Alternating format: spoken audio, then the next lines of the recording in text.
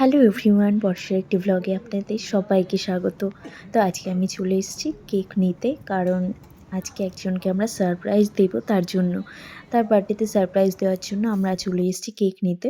তো এখন আমরা চুজ করছিলাম যে কোন কেকটা নেওয়া যেতে পারে। তো মোটামুটি রিহান চুজ করে ফেলেছে।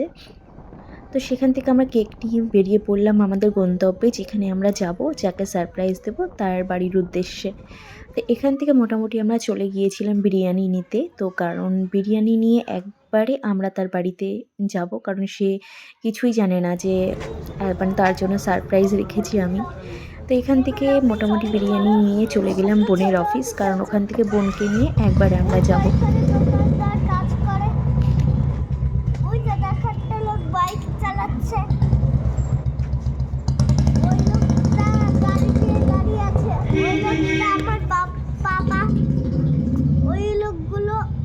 ঠিক আছে, চলো তুমি ওখানে। আবার কোথায়?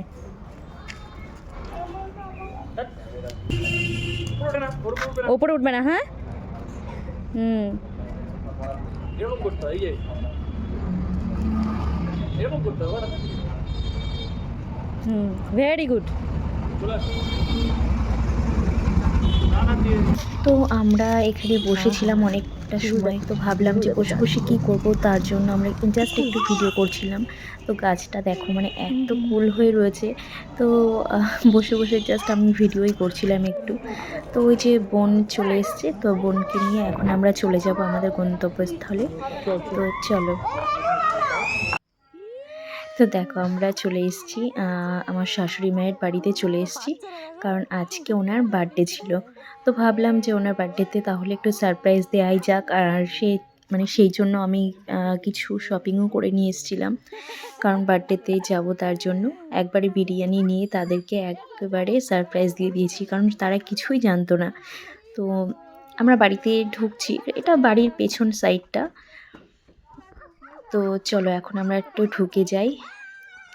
বাড়িটা একটু অগোছালো আছে, কারণ কিছুদিন আগে আমাদের যেই বাড়িতে আমি থাকি সেখানে সবাই চলে এসেছিল কোনো কারণবশত,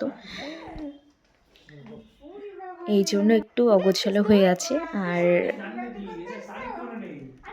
তো অনেক দিন পরই আমি এলাম এখানে, কারণ রিহানকে নিয়ে সময় আমার হয় না, এই জন্য আসাও হয় না। তো আসার পর আমার একটা জিনিস খুব মনে পড়ছিল, যে এই রুমটায় আমি আমার বিয়ের পর প্রথম এই রুমটায় আমি ছিলাম, এটাই ছিল আমার রুম।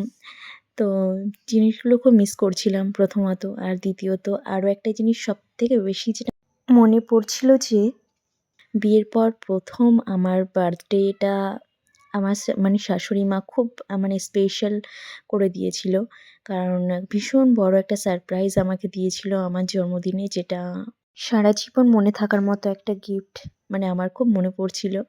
তো যাই হোক, আমরা চলে গেলাম তার বার্থডে উইশ করতে, কারণ সে নিজেও জানতো না তার জন্মদিন।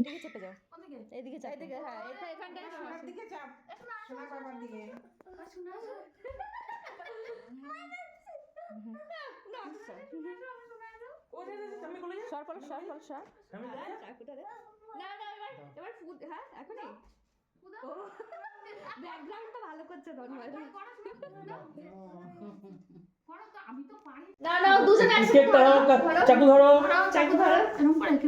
এবার ফু দাও, আগে আগে মোমবাতিতে ফু দাও, দুজনে মিলে ফু দাও। Happy birthday to you. ফু দাও, ফু দাও, করো করো ফু দাও। হ্যাঁ হ্যাঁ হ্যাঁ, এবার হ্যাপি বার্থডে টু ইউ। ঠাম্মি বলো দুটো, হ্যাপি বার্থডে টু ইউ জেঠিমা,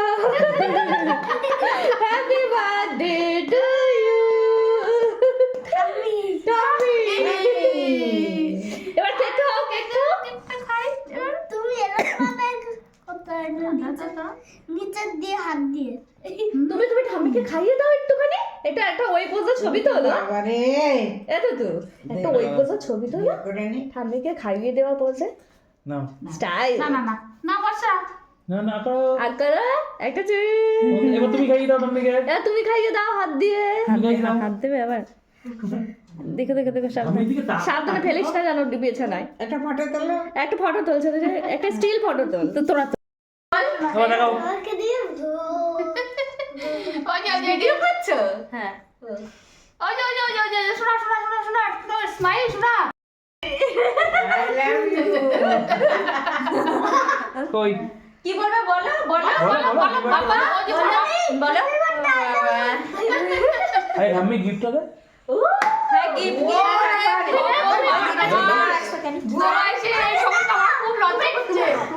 এনাও এটা দাও এটা দাও, আমি gift দাও। এটা দাও দাঁড়াও ওর একটা পোজ আছে নিজস্ব আমি গিফটটা দাও